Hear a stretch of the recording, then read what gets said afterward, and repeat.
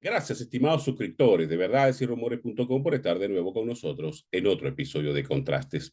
A pesar de que aún la Comisión Nacional de Primaria no ha fijado una posición pública, todo parece indicar que va a rechazar el tramposo ofrecimiento de asistencia técnica y legal del Consejo Nacional Electoral. Hasta ahora, la mayoría de las fuerzas políticas opositoras ha rechazado la injerencia del poder electoral y se opone a mover la fecha del proceso. Esto obliga no solo a seguir adelante con la organización de la cita del 22 de octubre, sino a estar alerta ante la reacción que pueda tener el régimen ante la negativa de la Comisión Nacional de Primaria. Es poco probable que con el rechazo a la participación del CNE, el oficialismo se quede de brazos cruzados. Inclusive podría usar la negativa opositora para sustentar una decisión del Tribunal Supremo de Justicia que pretenda obligar a que el poder electoral sea parte de la primaria. Es bueno destacar que hasta ahora buena parte de la oposición, con la excepción de quienes son parte del juego de disfraces del chavismo, ha actuado con inteligencia y racionalidad ante la pretensión del oficialismo de implosionar o abortar la primaria. Nunca hay que olvidar que Maduro y su banda de delincuentes no les conviene que el pueblo masivamente acuda a elegir la candidata o candidato de unidad. Prosigamos en el camino hacia la primaria, pero también mantengamos la vigilancia ante las posibles acciones del régimen.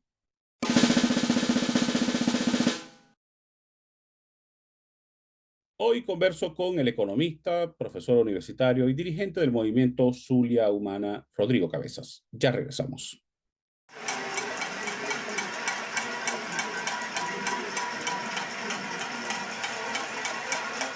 Dependencia y pluralidad son parte esencial de los medios de comunicación. Por eso, desde hace 10 años, nuestra filosofía en Verdades y Rumores se basa en independencia y pluralidad. Creemos en denunciar la corrupción y arbitrariedades del chavismo, pero también creemos en denunciar las atrocidades de algunos opositores. Creemos que una verdad, por más dura que sea, es más saludable que una mentira prefabricada. Somos un diario digital al servicio de la verdad en Venezuela. Somos un medio dedicado a defender la honestidad y los valores de nuestra patria. Somos Verdades y Rumores, 10 años al servicio de Venezuela.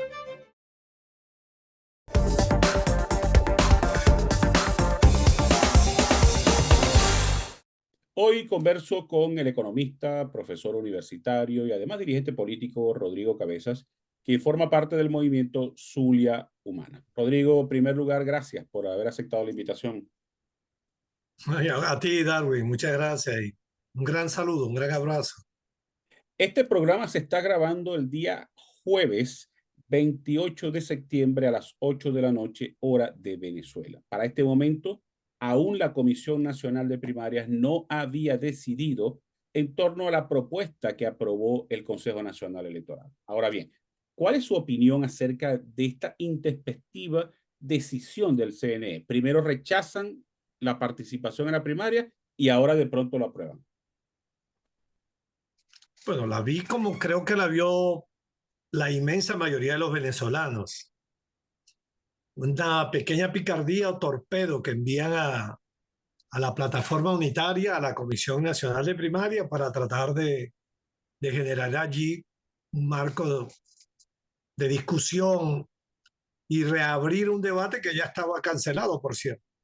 Ahora, creo que lo importante a resaltar acá, en base a la que tú me preguntas, es número uno, la respuesta de toda la oposición democrática que está participando y que está defendiendo las primarias del 22 de octubre es unidad férrea frente a cualquier pequeña, grande o mediana maniobra del gobierno. Segundo, cerrar filas, y esto también es muy importante, tras de la Comisión Nacional de Primarias a la que le tenemos y le hemos dado desde el primer momento confianza plena, absoluta, y sobre todo, digamos, a su presidente, el doctor Jesús María Casal, que es un venezolano integral, honesto, universitario, un científico de las ciencias políticas, en fin.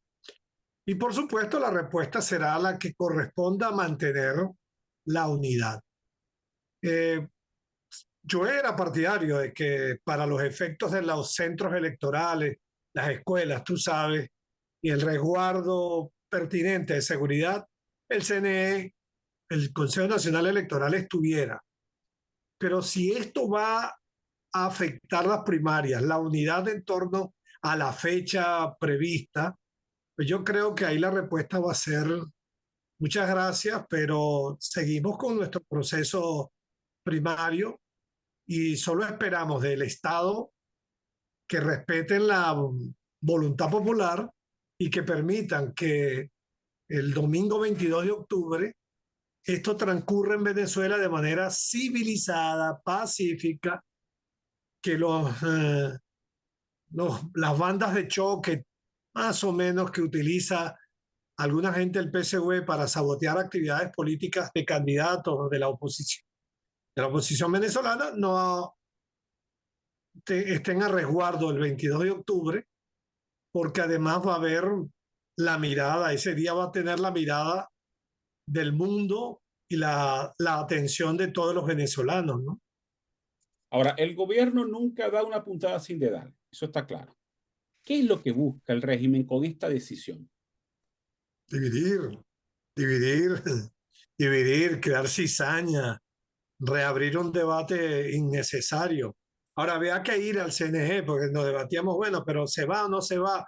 No, te invitó y como estamos en un proceso democrático y Claro. de verdad de este lado hay demócratas, pues se va al CNE, que aquí está la comisión técnica, bien. Esa comisión técnica no debe pasar de hoy o de mañana en dar respuesta, como se dice, definitiva a la sugerencia que el Consejo Nacional Electoral pueda estar haciendo, porque un tema que es el de la posibilidad de postergar las primarias no tiene consenso, nos provocaría un debate absurdo entre nosotros.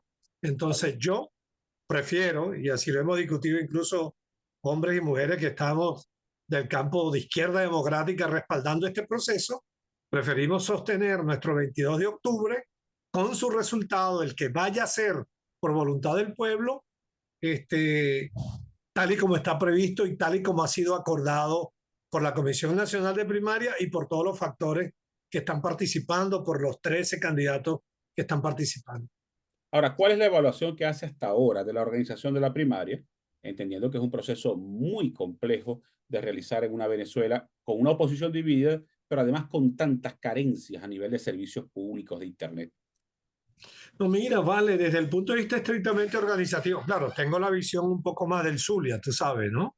Claro, De todos los informes que yo tengo de la plataforma unitaria de acá del Zulia, e incluso de los factores que no son de la plataforma, pero que están participando, que es el caso de Fuerza Vecinal y de 20 de la candidatura de la doctora Corina Machado, María Corina Machado, ellos, todo indica que desde el punto de vista de la estructura, de los sitios de donde van a estar los centros conglomerados de votación, la logística para ese momento, todo eso está, y los trabajos organizativos de los 1 por 10, de la información.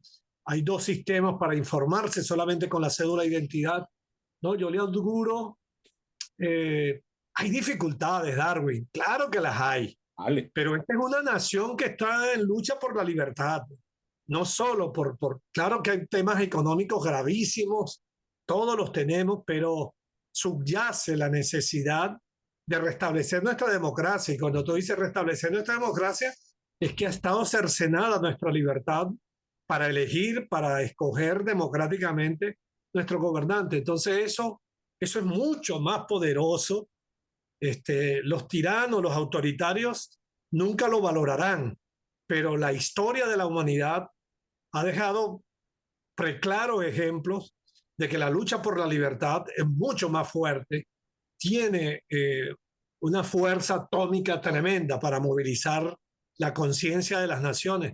Y aquí se está movilizando no partidos políticos, se están movilizando, pero no es lo central. En Vale. Venezuela el hecho histórico es que es la conciencia de una nación que quiere cambio y que ve la oportunidad de que el proceso primario es una vía, incluso profunda, radicalmente democrática, porque allí lo que vamos a ir a ejercer nuestros votos a votar por el candidato de la preferencia. Va a Ahora, salir bien. Yo tengo optimismo de que va a votar mucha gente por encima de los 2 millones que estamos esperando estratégicamente de venezolanos y venezolanas. Además es un renacer democrático ver a los partidos políticos, a todos ellos, no, en este momento no voy a hacer una distinción particular de lo que yo apoyo o no apoyo en las primarias, sino verlos a todos ellos con las banderas levantadas por la democracia, por la unidad, convocando a un pueblo a decidir un tema de elección primaria para escoger un candidato o una candidata, pues chico, es un paso adelante. Yo creo que va bien lo de las primarias y faltando escasos días me siento optimista. En el caso del Zulia va a ser un hecho popular e histórico, sin duda. ahora, de los 13 candidatos, el Movimiento Zulia Humana decidió respaldar a Enrique Capriles Radonqui. ¿Por qué tomaron esa decisión? ¿Qué ven en Capriles? ¿Qué opción ven en él? Mira, siempre me gusta responder cuando me han interrogado sobre esto, sobre la base del principio fundamental. Nosotros estamos aquí por rescatar la democracia. Nosotros estamos al lado de la oposición democrática para derrotar a la autocracia democráticamente. Nosotros estamos acá para sumar todo lo que podamos sumar a la unidad. Dicho esto, digo esto para decir que el 22 de octubre habrá un resultado. Claro. Nosotros los vamos a respetar, los vamos a respaldar, sea cual fuere. Luego, en el marco de la discusión, en Zulia Humana, vino el debate de si no apoyábamos a nadie, si no era necesario meterse en la lucha interna de la oposición, de postular a alguien o a cualquiera de los candidatos o apoyar a alguien, en fin. Privó por amplísimo consenso el de que deberíamos participar con la máxima de no agredir absolutamente a nadie y apoyar a favor de. Entonces se decidió respaldar a Enrique Capriles Radonqui. Por supuesto, algunas razones privaron. Yo diría que la más importante fue el planteamiento. Nos convence la ruta democrática.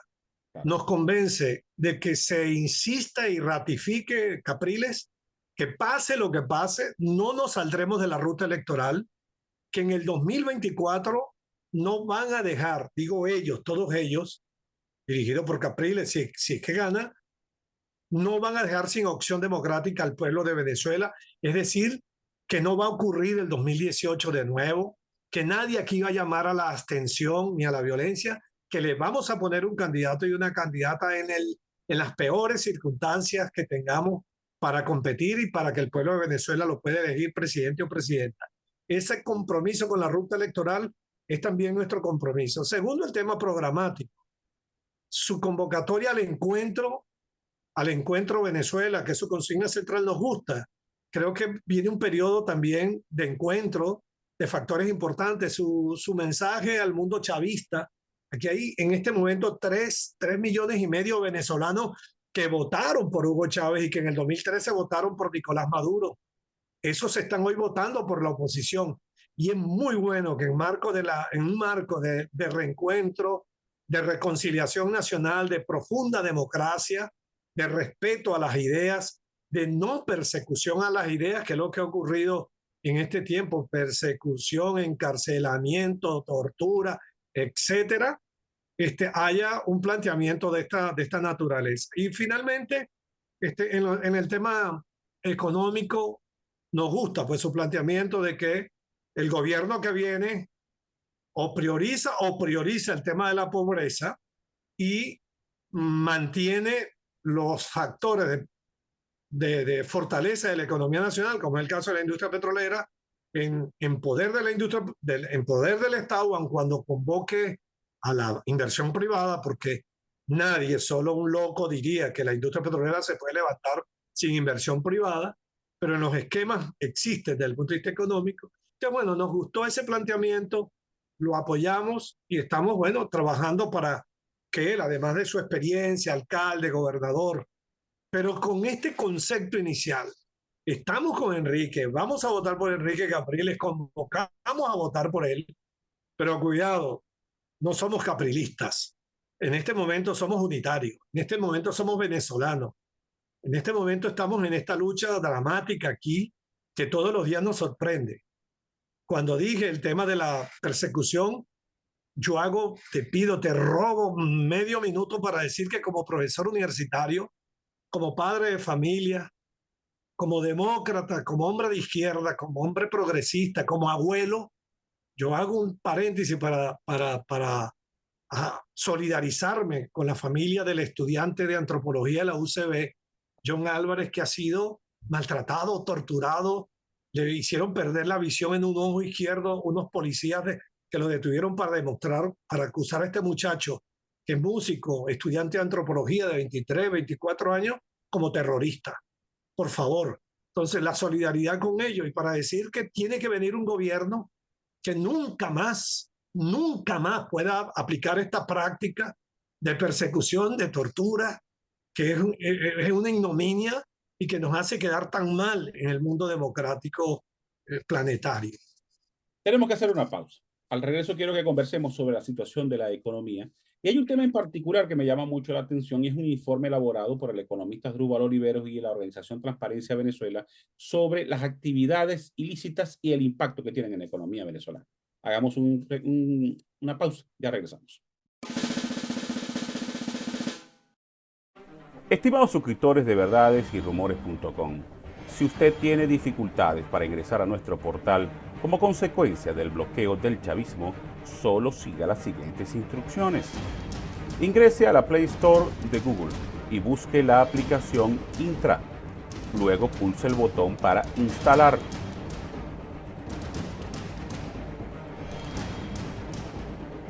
Una vez instalada, pulse el botón Abrir y siga las explicaciones que le da la misma aplicación. Una vez Intra esté activa, usted podrá ingresar sin problemas a verdades y rumores.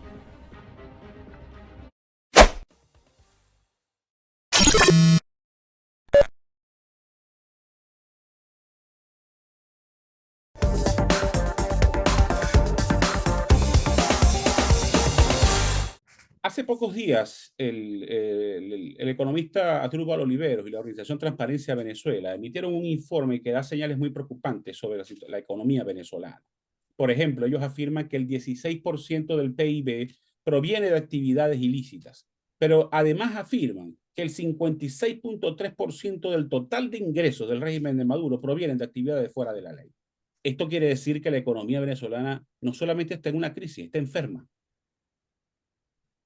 Bueno, comienzo por decir que me merece el economista Asdrúbal Olivero el mayor de los respetos desde el punto de vista académico y desde la ciencia económica. Es decir, no es un parlachín, es un excelente economista y hicieron un trabajo tremendo que forma parte de la divulgación, digamos, de la situación económica venezolana. ¿No? Lo que muestra es, digamos, un problema estructural gravísimo, delicado, gravísimo porque, digamos, los desequilibrios macroeconómicos son de tal magnitud que indican pobreza, caída del salario, pero al mismo tiempo tú ves que en la explicación tienes el comportamiento de la economía de movimientos absolutamente ilícitos que permiten que el contrabando, que el narcotráfico, que los ingresos provenientes del oro no sean, en el caso de la producción del oro y de los impuestos al oro, no ingresen al Estado-Nación, a la Tesorería Nacional, y que tengas entonces un incremento de los ingresos de naturaleza ilícita en la actividad económica venezolana. Cuando se habla ya del 16% del Producto Interno Bruto, déjame decirte que esto es tremendamente alarmante, porque en otras economías como la colombiana llegó a representar el 50-55%, cuando esto ya está en 16-15%, pues por supuesto que alarma y coloca a la economía venezolana en una situación de Estado fallido, economía fallida por la cantidad de ilícitos. Es un tema que que a resolverse, pensando en cómo se va a resolver, no solo está en los instrumentos económicos. Esto es un tema estrictamente, está más en el terreno estrictamente político y de seguridad de nación. Es decir, un nuevo gobierno tendrá que tener una política radicalmente firme frente al narcotráfico, de colaboración con los países, en este caso con Estados Unidos de Norteamérica y con otros países para contenerlo, e igualmente decisiones de política interna de sus policías, de sus investigaciones, para confrontarse, perseguir, allí sí, perseguir y encarcelar a los narcotraficantes, estén donde estén, y poner orden en los otros ingresos que terminan siendo absolutamente ilícitos o contrarios al interés de la nación. Los ingresos provenientes del arco minero, los ingresos provenientes o los no ingresos provenientes del contrabando de extracción y también del contrabando, me refiero al contrabando de extracción, por ejemplo, el ganadero, que vienen denunciando los ganaderos del Zulia hacia Colombia, que los tiene martirizados, y el contrabando que ingresa al país y que tiene un impacto tremendo sobre la producción nacional, tanto la agrícola como la actividad industrial. Yo no soy economista, pero una de las preocupaciones que me genera la Venezuela actual es cómo circula el dólar libremente sin que nadie sepa el origen de esos dólares. El dólar va de mano en mano, de negocio en negocio, y por supuesto Venezuela pareciera que es el escenario perfecto para la legitimación de capitales de cualquier delito. Sí, bueno, pero digamos que el origen de la circulación monetaria del dólar, Venezuela siempre tuvo, Darwin, un ingreso sustantivo en dólares. Uh -huh. Se daban en Banco Central de Venezuela, llegamos a tener un ingreso petrolero en el 2012, 2013, creo cercano a los 90.000 millones de dólares, quedaban en Banco Central de Venezuela, y en los años 80, 90, y la historia petrolera de Venezuela, pero teníamos la moneda nacional fuerte. Y entonces las reservas internacionales quedaban para la política exterior, la política cambiaria del Estado. No circulaba, porque circulaba era la moneda nacional. Cuando vino la crisis inflacionaria con Maduro, porque con la Cuarta República y con Chávez, la inflación se mantuvo en torno al 20-23%. Pero ya en el 2014 la inflación se fue a 50%, en el 2015 a 200%, en el 2016 600%, entramos en hiperinflación, se destruye la moneda nacional y entonces en un primer momento, en 2013 a 2014, circulan unos 3.000 millones de dólares y luego hoy quizás están circulando, hay un estimado de 4 o 5.000 millones de dólares, pero básicamente algunos provienen de la actividad petrolera, de la Chevron, otros de las actividades de las propias empresas privadas que están cancelando algunos bonos a trabajadores, otro que se corresponde con las propias colocaciones del Estado. Este mismo año, para intervenir en el mercado cambiario, el gobierno ha colocado cerca de 2.700 millones de dólares en el mercado. Ahí está la explicación. Sigue siendo de todas maneras una cifra pequeña con relación a lo que fue el tamaño de la economía venezolana. Esto puede corregirse los próximos años. Por supuesto que se va a corregir con un nuevo gobierno, con una conducción profesional de la economía y rescatando la moneda nacional. Ahora, hablemos de la futura transición. ¿Qué se debe hacer en materia económica para atender el problema económico y social en los primeros meses de una transición que va a ser muy difícil, muy compleja? Chicos, tú sabes que cuando entre economistas he participado en muchos debates sobre qué habría que hacer, cómo enfrentar el 2025, a partir de enero del 2025, con un cambio de gobierno o bajo la conducción de la oposición democrática de Venezuela. Y yo en ese terreno soy tremendamente optimista. Creo que van a haber los instrumentos para salir adelante. Fíjate tú, un instrumento que es de economía y de política. Ujú. que no ha estado presente en todos estos años, que es, número uno, una conducción profesional de la política económica en Venezuela. No ha estado presente. El último ministro economista, ministro de Finanzas economista, fue hace 16 años y fui yo.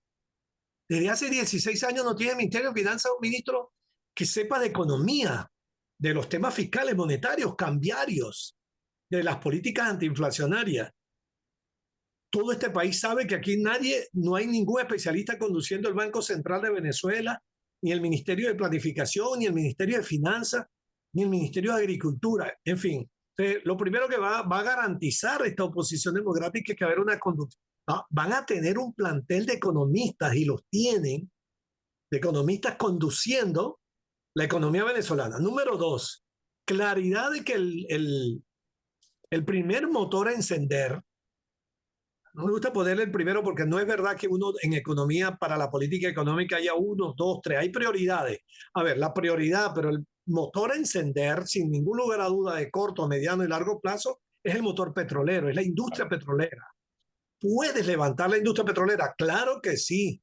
¿Puedes llevar la industria petrolera en 2 años a producir 1,5 millones, acercarnos a los 2 millones de barriles diarios?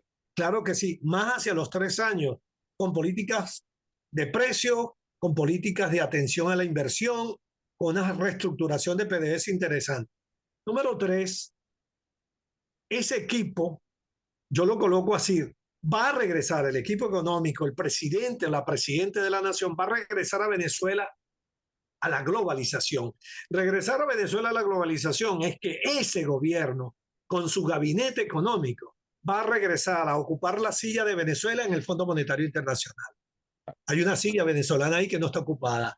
Regresar al Banco Mundial, regresar a la silla del Banco Interamericano de Desarrollo y con ello renegociar la deuda. En los primeros 6 meses, un programa de renegociación y reestructuración de la deuda externa, porque es un tremendo lío que nos deja el gobierno de Maduro, pero que hay que resolverlo. No diría yo extremistamente que no se pague la deuda, hay que resolverlo, pero en una reestructuración con gente que sepa de eso, con el sello, el apoyo del FMI, sí, con el apoyo del FMI para poder salir bien con ellos, tener cómo respirar, y con los créditos del Banco Mundial y del Banco Interamericano de Desarrollo, que por cierto, en el caso del Banco Mundial, están en cero, cero favorable a nosotros, no tenemos deuda con ellos. Y utilizar lo que ha hecho Colombia, lo que ha hecho Brasil. Te doy simplemente el número para que el que me está escuchando tenga una idea.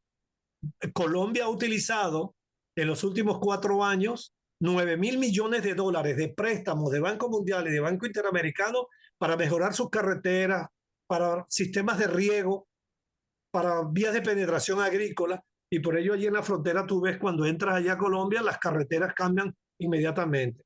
Brasil ha utilizado en los últimos 4 años un poco más, 12.000 millones de dólares para programas de ciencia y tecnología, de carreteras, de mejoría de sus vías urbanas e interurbanas. ¿A cuánto? 1,5 de interés a 18 años. Eso espera por Venezuela. Por eso seamos optimistas. Yo soy optimista de que un nuevo gobierno con transparencia profesional, con calidad democrática, con el respaldo de la comunidad internacional, de la Unión Europea, de los Estados Unidos, Norteamérica, de Canadá, sentado en el Fondo Monetario, en el Banco Mundial, en el Banco Interamericano, agenciará los recursos como para que la inversión regrese, para que la inversión en la industria petrolera, en las actividades industriales de la agricultura y de la industria puedan volverse a comenzar a restablecer, y por supuesto eh, capital humano que va a regresar del mundo. No todos los hijos regresarán, pero una parte de nuestros hijos van a regresar a aportar su granito de arena. Ahora incluso con la inmensa experiencia de muchos de nuestros jóvenes profesionales de 2, 4, 5 años trabajando duro en el exterior. Nos queda un minuto de programa y tengo una pregunta que no puedo dejar de hacerle. ¿Es posible recuperar petróleos de Venezuela después de la barbarie chavista? Claro que sí, porque este país, tu país, mi país, tiene capital humano, Tenemos cientos de ingenieros petroleros, ingenieros geodestas, ingenieros químicos, gerentes de la industria petrolera que saben de eso. Por supuesto, te dije que el nuevo gobierno va a tener una conducción profesional, no va a poner allí a un general de la Guardia Nacional a conducir la nueva PDVSA. Entonces, claro que sí, por capital humano, claro que sí. Por reservas que tenemos, está dicho hace rato, las cantidades de reservas que tenemos allí. Ahora, el nuevo gobierno, el nuevo gabinete tendrá, gabinete económico, el ministro de Energía y Petróleo y la nueva Asamblea Nacional acordarán unas modificaciones que hay que hacer en materia de atracción de inversión para un ganar-ganar, que gane la petrolera y que gane el fisco de la nación, para que el fisco, el presidente, la presidenta, también tenga un ingreso importante para atender la escuela, para atender los hospitales, para atender las carreteras, para atender la ciencia y la tecnología, para volver a recuperar la autonomía universitaria. En fin, claro que sí, es posible recuperarla y lo vamos a hacer. Hablaremos en el 2026-2027 de el fenómeno de la economía venezolana, del milagro de la economía venezolana, pero al final será hechura venezolana en democracia, en libertad, que es nuestro sueño en este momento y al que sueño al que está uniendo a toda una nación, sin duda. Lamentablemente se nos agotó el tiempo. Rodrigo, te quiero dar de nuevo las gracias por haber aceptado la invitación. Oh, gracias a ti, hermano, de verdad. Y a ustedes muchas gracias por haber estado en la sintonía. Nos vemos el próximo lunes con otra interesante entrevista.